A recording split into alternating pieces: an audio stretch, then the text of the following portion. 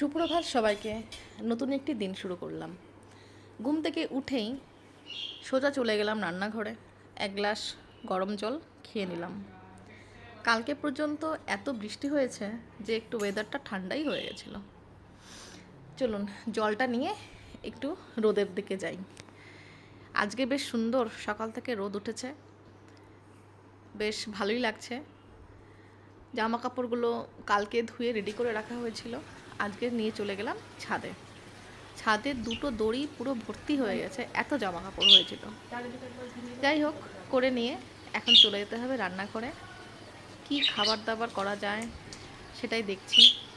বানিয়ে নিলাম রুটি, আলুর তরকারি, সাথে একটা ডিম অমলেট। ছেলেকে দিলাম, তার এখন স্কুল ছুটি। বসে বসে মনের আনন্দে গিটার বাজাচ্ছেন।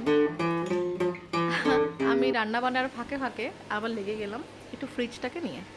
ফ্রিজের সমস্ত জিনিসগুলো বের করে নিয়ে আজকে ভালো করে পরিষ্কার করে নিয়েছি। ফ্রিজের ডোরের যত র্যাক থাকে সেগুলো সব বের করে ধুতে দিয়েছি। শুকিয়ে গেলে আবার সেগুলোকে জায়গা মতো দিয়ে দেবো, জিনিসগুলো আবার ভরে দেব। খাটনি তো কম নেই, যতই ভাবি একটু কম করব তা দেখি বেশিই হয়ে যায়। একার ঘরে যেন কাজটা যেন একটু বেশি। এইগুলো রোদে শুকানো হচ্ছে, শুকোক, তারপরে আবার জায়গা মতো চলে যাবে। একটু মানি প্লান্টকে তার মধ্যে মধ্যে এক একটা করে ধুয়ে ধুয়ে আবার জলগুলোকে পাল্টে পাল্টে রাখি। 2-3 দিন বাদে বাদেই এইটা হচ্ছে এক ডিউটি।